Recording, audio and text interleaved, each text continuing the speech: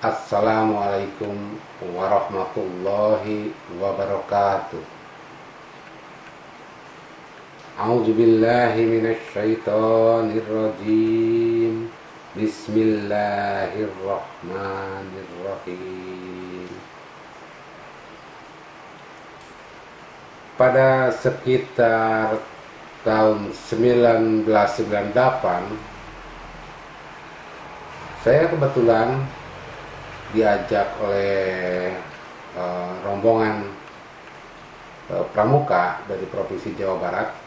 Saya waktu itu memang masih menjadi wartawan untuk sebuah majalah pendidikan pemuda. Diajak mengunjungi Candi Borobudur. Saat itu kami rombongan ketika sampai di Borobudur itu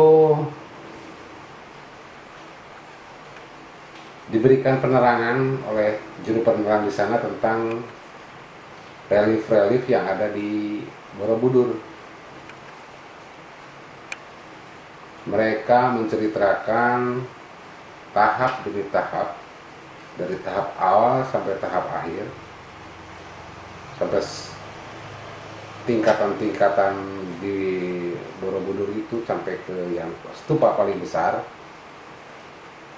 Mereka mengisahkan tentang kehidupan Sang Buddha, Buddha Siddhartha Gautama. Ketika saya memperhatikan kisah yang disampaikan oleh juru penerang, sungguh saya merasa takjub. Itu adalah kisah seseorang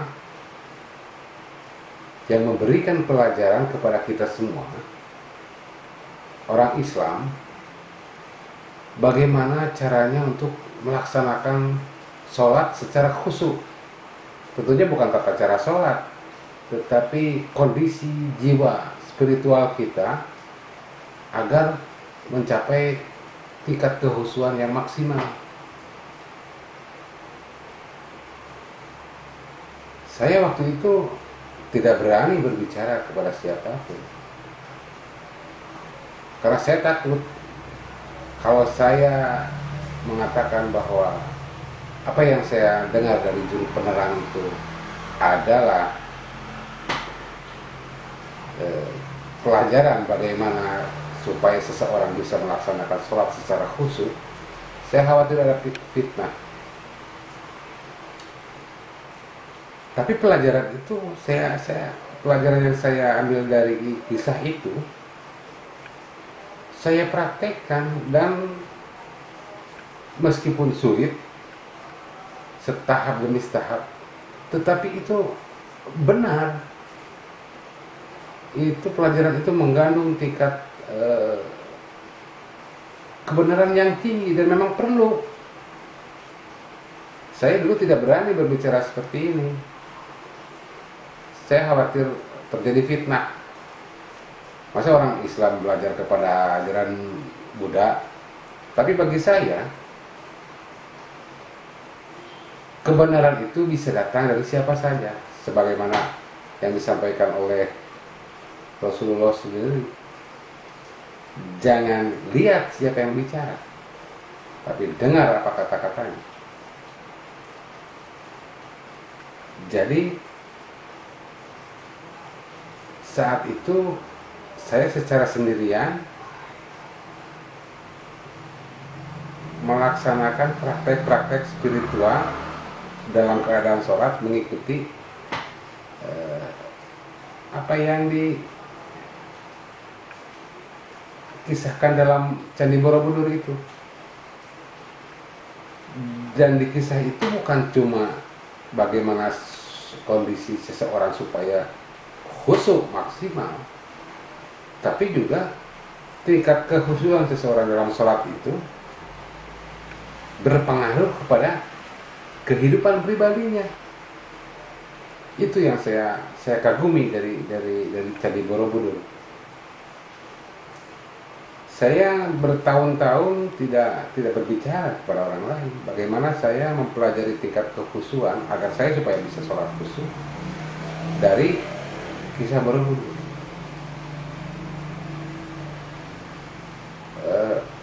Saya mulai terbuka kepada lingkungan terdekat, terutama kepada adik saya, keluarga saya, itu ketika setelah menonton tayangan televisi di Metro TV. Saat itu Quraisy Shihab, Quraisy Shihab yang menyusun tafsir Al-Misbah itu menjelaskan bahwa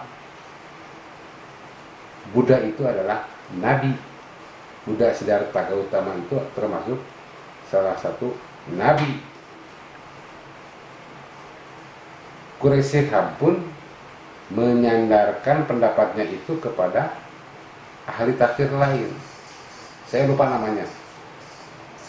Kata ahli tafsir itu yang dikutip oleh Quraisy Shihab,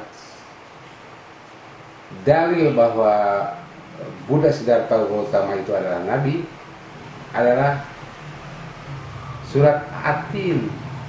Di sana Allah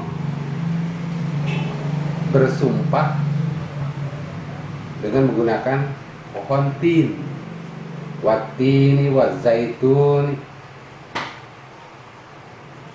Menurut ahli tafsir itu sampai hari ini, sampai hari dia hidup maksudnya, saat dia hidup, pohon tin itu tidak ada secara nyata. Fisiknya pohon tin itu tidak ada. Dia menafsirkan bahwa pohon tin itu adalah pohon Bodhi,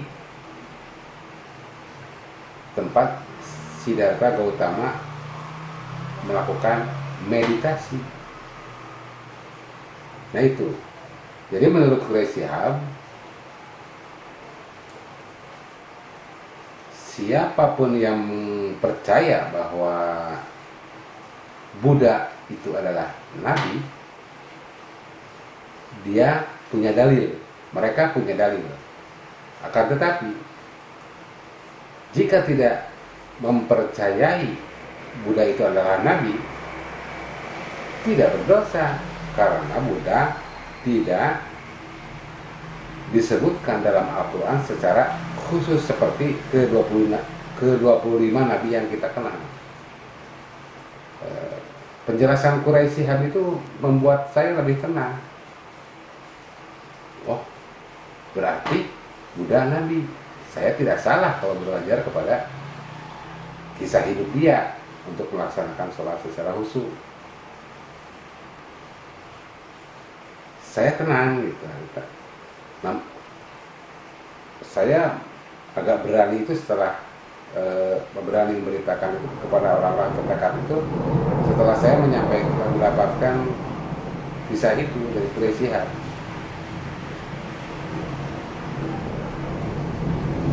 Dalilnya itu pohon tin itu yang ditafsirkan sebagai pohon Bodhi. Saya mulai berani karena ada dalil, ada alasan. Akan tetapi sekitar tahun 2011 kalau tidak salah, saya kebetulan menemani anggota Dewan Perwakilan Daerah Republik Indonesia mengadakan kunjungan ke sebuah sekolah, dan di sekolah itu saya melihat ada sebuah pohon yang saya baru lihat tuh. Kemudian saya lihat pohon apa itu. Saya tanya kepada salah seorang guru yang ada di sana, ini pohon apa Pak? Dia jawab, itu pohon tin. Saya kaget. Setahu saya ada ahli tafsir mengatakan pohon tin itu tidak ada. Tapi guru yang juga penduduk di sana mengatakan bahwa itu pohon tin. Malah ketika melihat saya seperti ragu, terhadap pohon itu, dia seolah-olah mengatakan dengan jelas, itu loh, itu pohon tin yang dijadikan sumpah di dalam Al-Quran oleh Allah Subhanahu wa Ta'ala. Tempatnya itu di Kabupaten Majalengka, Provinsi Jawa Barat, Negara Kesatuan Republik Indonesia. Cari saja di sana. Mereka tahu. Saya juga lihat itu pohon tin, apa sih istimewanya? Berbeda dengan pohon zaitun yang mungkin kita sering mendengar ada minyak zaitun, ada buah zaitun. Tapi kalau tin tidak sepopuler zaitun. Memang buahnya agak aneh dan itu bisa dimakan menurut mereka. Saya tidak bertanya lebih jauh karena saat itu saya juga karena sedang menemani anggota dewan yang terhormat.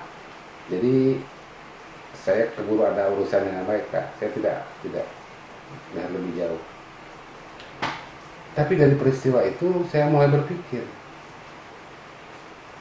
Saya menjadi tidak tenang. Berarti pendapat ahli tafsir yang dikutip oleh Bapak Quraisy Shihab itu salah, karena pohon tin itu ada. Hanya tinggal kita manfaat dari pohon tin itu apa? Sampai diabadikan di dalam Al-Quran. Itu yang perlu para ahli mungkin ya, itu yang harus digali lebih jauh. Nah, saya tidak tenang lagi. Berarti Buddha itu juga mungkin saja memang bukan nabi, karena pohon tinnya ada. Dalilnya jadi gugur kalau seperti itu. Nah kemudian, tapi saya juga tetap kisah yang ada di Borobudur itu memberikan manfaat yang sangat besar. Bagaimana supaya kita, kondisi spiritual kita berada dalam keadaan khusyuk. Nah, saudara-saudara sekalian, beberapa waktu ini saya malah jadi tenang karena ternyata ada penelitian bahwa Borobudur itu merupakan peninggalan dari Nabi Sulaiman. Sungguh hal itu menenangkan saya. Dan saya perhatikan bagaimana penelitian yang dilakukan untuk membuktikan bahwa Borobudur itu adalah peninggalan Nabi Sulaiman. Dan saya sangat memahami hasil penelitian itu. Dan malah saya sangat menghormati, mengagumi orang yang berupaya memberikan pengetahuan melalui penelitian yang demikian rumit. Bukan asal berbicara, tapi dia menggunakan data-data dan observasi-observasi yang tidak sebentar, tidak sedikit, dan juga memerlukan biaya yang besar. Saya sangat menghormatinya, dan itu membuat saya tenang. Ternyata saya tidak salah kalau saya belajar sholat khusyuk dari peninggalan Nabi Sulaiman. Saya sangat tenang. Nah, apa sebetulnya yang pelajaran apa yang diambil oleh saya untuk melaksanakan sholat lebih khusyuk daripada sebelum-sebelumnya? Memang saya sendiri belajar juga, lebih banyak baca buku, mendengarkan orang ceramah, bagaimana sholat supaya khusyuk. Saya juga di luar, bukan berarti di Borobudur itu satu-satunya. Malah sebelum Borobudur itu saya membeli banyak buku dan mendengarkan ceramah-ceramah dari ulama-ulama